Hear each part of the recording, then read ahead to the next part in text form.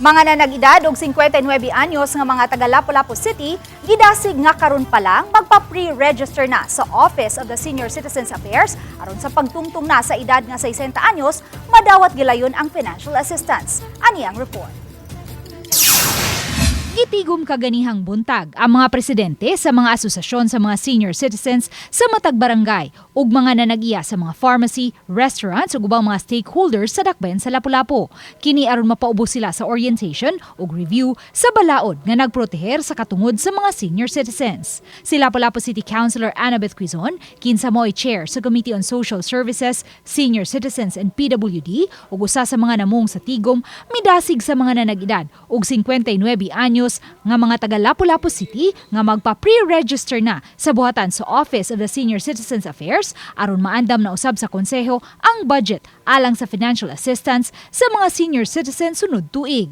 8,000 pesos ang gahin matag usa kanila ug bahinon sa duha ka hugna ang distribution sa financial assistance. Matag Mayo ug Disyembre ang payout sa mga senior citizens sa Lapu-Lapu City. Pananglitan mag-senior ka mo 60 ka inig ka May, for example, wa pa man kay appeal sa kanang financial assistance kay tungod wala pa man kanak nagsaysinta when the budget was made.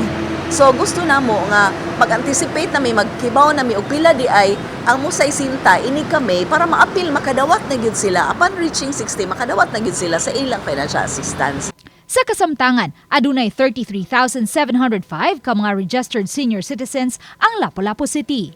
Sa Bigasbahin, naghuwat pa ang Lapu-Lapu City LGU sa implementing rules and regulations sa expanded Centenarians Act of 2016 diin hatagan og tag 10,000 pesos nga cash gift ang mga senior citizens nga nanag-edad og 80, 85, 90 ug 95 anyos. Wala pa tatagai og communication gikan sa National Senior Citizens Commission if pwede na ba na nato ipa-implement.